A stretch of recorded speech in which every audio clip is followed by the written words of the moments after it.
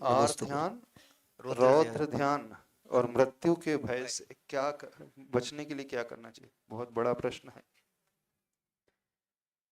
आर्त ध्यान, पहले तो ये समझ लो, आर्त ध्यान का अर्थ क्या होता है?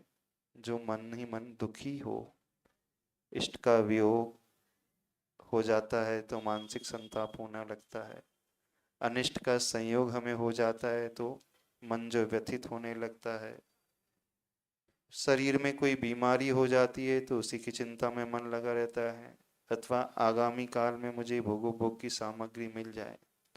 तो आर्त ध्यान को जीतने का एकमात्र सबसे अच्छा उपाय है कि जो हमें मिला है उसे हम कर्म का उदय मान करके प्रसन्नता से स्वीकारें, अर्थात अपना एक्सेप्टेंस लेवल बढ़ाना सीखें।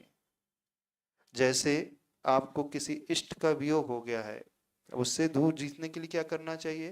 तो तुरंत उन जीवों को देखे संसार में जो हमसे भी अधिक दुखी हैं, तो हमें संबल मिल जाएगा।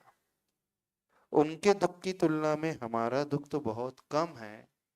हमारे पास, मान लीजिए किराए का घर है, तो उन लोगों को देखे जिनके पास झोपड़ी भी नहीं है, तो आप अपने आप को संभाल लोगे। पीड़ा चिंतन रूप आर्त ध्यान से बचने के लिए शरीर के स्वभाव का चिंतन करें। तो आर्त ध्यान से सामान्य रूप से बचने के लिए क्या करना चाहिए? उपाय क्या है? प्रभु की भक्ति और गुरु की भक्ति जितना हम करेंगे, जो अपने रोगों को जीतना चाहता है, जितनी वो वैयावृत्ति करेगा, औषध दान देगा, तो उसे पीड़ा चिंतन रूपी आर्त ध्यान से मुक्ति मिलेगी। जो निदान से बचना चाहता है, तो वो ये चिंतन करे, नारायण आदि जो बन गए हैं, उन्होंने पूर्व काल में इतनी साधना की, लेकिन वर्तमान में कहाँ है, तो इससे बच जाएगा, ये चिंतन से। अब रौद्र ध्यान क्या कहलाता है? जहाँ व्यक्ति आनंद से भर जाता है। कैसे? किसी को मार करके खुश होता है, हिंसानंद रौद्र ध्यान। परिग्रह को जोड़ करके आनंद है, झूठ बोल करके खुश होता है, चोरी करके खुश होता है। तो रौद्र ध्यान से बचने के लिए क्या करना चाहिए? तो आचार्य भगवान कहते हैं, उसके फल का चिंतन करो। ने जो रौद्र ध्यान वो करता है, वो नियम से नरक में जाकर के पैदा होता है। जितने भी नारकी हैं, बहुवारम परिग्रहत्वम नारकस्यायुषः, यानी पूर्व में उन्होंने जी भर के रौद्र ध्यान किया है, बहुत परिग्रह जोड़ करके आनंद मनाया है, चोरी करके, छल कपट करके, झूठ बोल करके।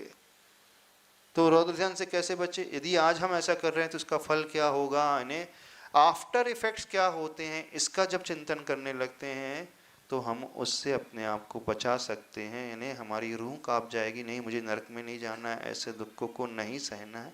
ऐसे चिंतन से व्यक्ति रौद्र ध्यान को त्याग कर सकता है। तीसरा प्रश्न उन्होंने किया है, मृत्यु के भय को कैसे जीतना? हाँ, सबसे बड़ा भय है मृत्यु का भय। तो मृत्यु के भय को जीतने